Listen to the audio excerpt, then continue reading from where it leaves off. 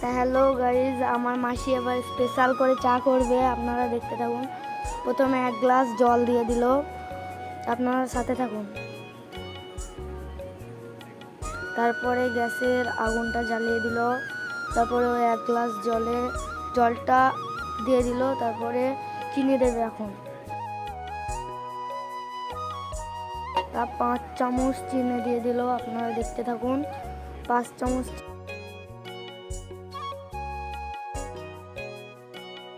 তারপরে দেখতে পাচ্ছেন দুধ 1 গ্লাস নিয়ে নেবে, 1 গ্লাস দুধ নিয়ে নিচ্ছে, আপনারা দেখতে থাকুন।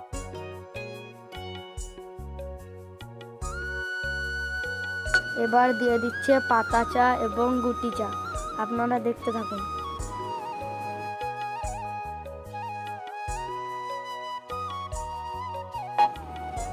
টাটা।